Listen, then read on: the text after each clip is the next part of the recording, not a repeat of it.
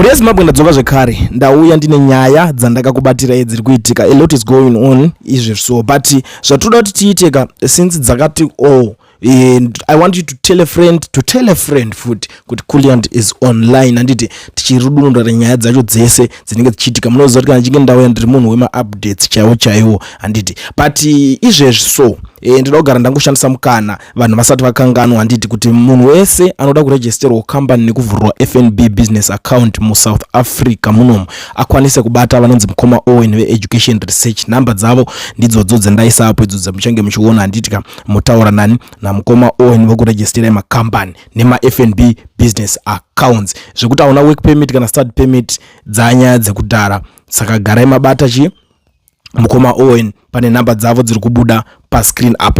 Zvaizve so ndoda kuti muteerere something because chinhu chinoitika panapa ndechekudai so vanhu veZimbabwe munonyanya kunyeberana zvisingaite ende zvimwe zvazvo zvamunonyeberana izvo zvokuti isusu tinozongotarisa tongoti maybe ameno zvinenge zviri because you never know kuti vanhu chiche vanenge vakarongerana kana kuti chiche vanenge vachionesana ikoko. Saka toda kuti timbotangira panapa tozokontinya. Sara mbonyazi yekuteerera toteerera tese ndakakula makakula kwamuri koko muchinzwa zvekutaurwa nevakuru avo.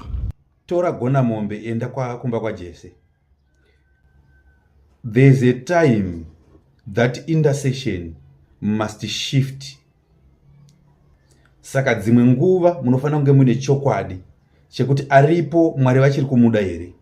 Zviri nani unamatire akasarudzwa chero asati apa chigaro pane kuti unamatire aripo iye akarambwa.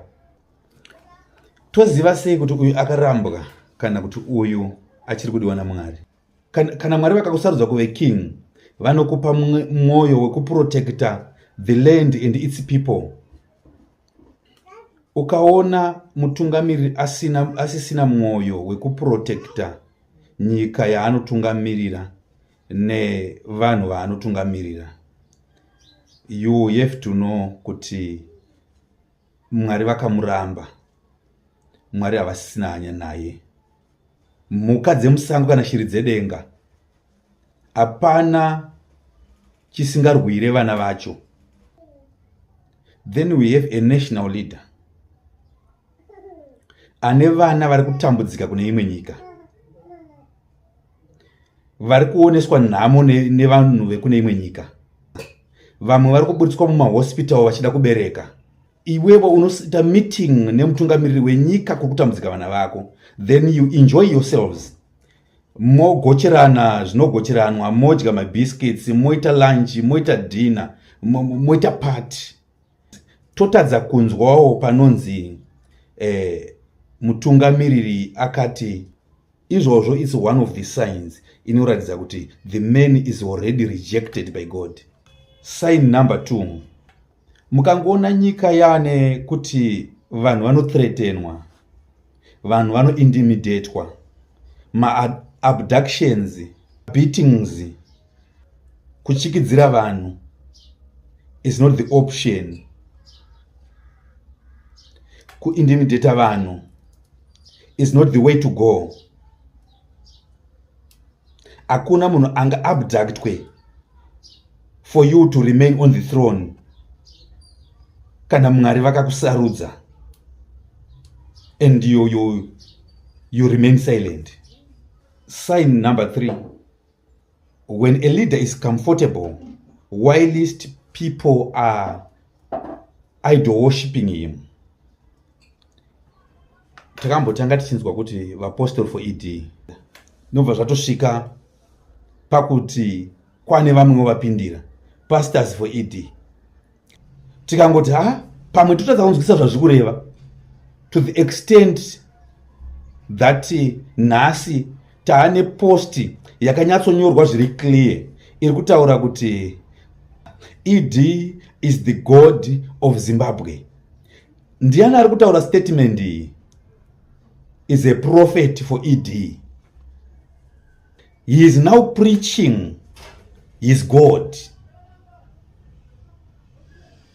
Vamwe vobva vati aiwa, all of us we are gods. Statement yekuti ndiye Mwari weZimbabwe zvakureva kuti hakuna mumwe anofanira kunge ari mwari weZimbabwe. Saka chero tikati tese tiri vamwari, but weZimbabwe iwani according to the prophet for Ed. Statement imwe chete yakangoburitswa naAroni, akati kuva Israeri, uyu ndiye mwari wenyu akakuburitsai, ari kuiswa panzvimbo yaMwari. Mubhuku yaActs chapter 12 verse 23 panonzi ipapo